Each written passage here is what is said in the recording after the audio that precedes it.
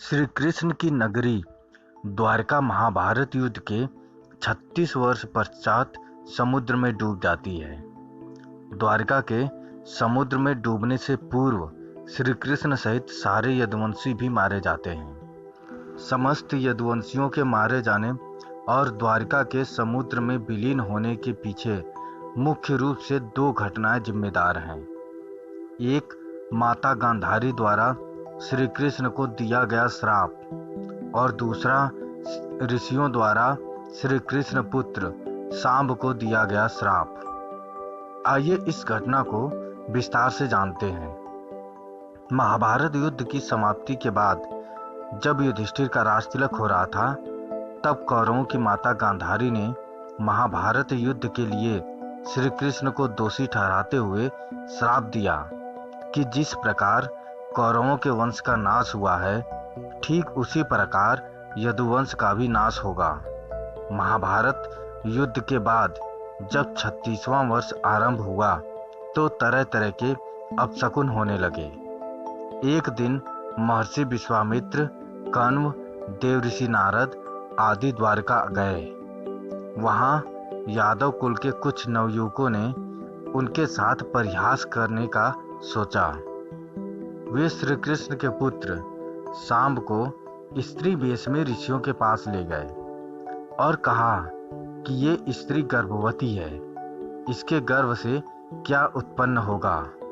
ऋषियों ने जब यह देखा कि ये युवक हमारा अपमान कर रहे हैं, तो क्रोधित होकर उन्होंने श्राप दिया कि श्री कृष्ण का यह पुत्र विष्णु और अंधकवंशी पुरुषों का नाश करने के लिए एक लोहे का मूसल उत्पन्न करेगा, जिसके द्वारा तुम जैसे क्रूर और क्रोधी लोग अपने समस्त कुल का संहार करोगे। उस मूसल के प्रभाव से केवल श्री कृष्ण व बलराम ही बच पाएंगे।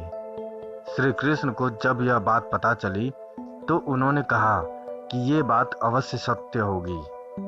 मुनियों के श्राप के प्रभाव से दूसरे दिन ही सांब ने मूसल उत्पन्न किया। जब यह बात राजा उग्रसेन को पता चली तो उन्होंने उस मूसल को चुराकर समुद्र में डलवा दिया। इसके बाद राजा उग्रसेन व श्री कृष्ण ने नगर में घोषणा करवा दी कि आज से कोई भी वृषणी व अंधकवंशी अपने घर में मदिरा तैयार नहीं करेगा। जो भी व्यक्ति छिपकर मदिरा तैयार करेगा उसे मृत्यु दंड दिया जाएगा। घोषणा सुनकर द्वारिका वासियों ने मदिरा नहीं बनाने का निश्चय किया। द्वारका में होने लगे थे भयंकर अपशकुन। इसके बाद द्वारका में भयंकर अपशकुन होने लगे। प्रतिदिन आंधी चलने लगी। चूहे इतने बढ़ गए कि मार्गों पर मनुष्यों से ज्यादा दिखाई देने लगे। वे रात को सोए हुए मनुष्यों के बाल और नाखून कुतर कर खा जाया करते थे। सारस उल्लुओं की और बकरे गीदड़ों की आवाज निकालने लगे। गायों के पेट में गधे, कुत्तियों के बिलाव और नेवलियों के गर्भ से चूहे पैदा होने लगे। उस समय यदुवंशियों को पाप करते शर्म नहीं आती थी। जब श्री कृष्ण ने नगर में होते इन अपशकुनों को देखा तो उन्होंने सोचा कि कौरवों की माता गांधारी का श्राप सत्य होने का समय आ गया है। इन अपशकुनों को देखकर तथा पक्ष के 13वें अमावस्या का संयोग जानकर श्री कृष्ण काल की अवस्था पर विचार करने लगे। उन्होंने देखा कि इस समय वैसा ही योग बन रहा है जैसा महाभारत के युद्ध के समय बना था। गांधारी के श्राप को सत्य करने के उद्देश्य से श्री कृष्ण ने यदुवंशियों को तीर्थ यात्रा करने की आज्ञा दी। श्री कृष्ण की आज्ञा से सभी राजवंशी समुद्र के तट पर प्रभास तीर्थ आकर निवास करने लगे। प्रभास तीर्थ में रहते हुए एक दिन जब अंधक व विष्णुवंशी आपस में बात कर रहे थे, तभी सात्विकी ने आवेश में आकर कृतवर्मा का उपहास कर अनादर कर दिया और कृतवर्मा ने भी कुछ ऐसे शब्द कहे कि सात्विकी को क्रोध आ गया और उसने कृतवर्मा का वध कर दिया। यह देख अंधकवंशियों ने सात्विकी को घेर लिया और हमला कर दिया। सात्यकी को अकेला देख श्री कृष्ण के पुत्र प्रद्युम्न उसे बचाने दौड़े। सात्यकी और प्रद्युम्न अकेले ही अंधक वंशियों से भिड़ गए, परंतु संख्या में अधिक होने के कारण वे अंधक वंशियों को पराजित नहीं कर पाए और अंत में उनके हाथों मारे गए। अपने पुत्र और सात्यकी की मृत्यु से क्रोधित होकर श्री कृष्ण ने एक मुट्ठी एरका घास उखाड़ ली। हाथ में आते ही वह घास वज्र के समान भयंकर लोहे का मूसल बन गई। उस मूसल से श्री कृष्ण सभी का वध करने लगे। जो कोई भी वह घास उखाड़ता वह भयंकर मूसल में बदल जाती। ऐसा ऋषियों के श्राप के कारण हुआ था। उन मूसलों के एक ही प्रहार से प्राण निकल जाते थे। उस समय काल के प्रभाव से अंधक, भोज, सिनी और विष्णु वंश के वीर मूसलों से एक दूसरे का वध करने लगे।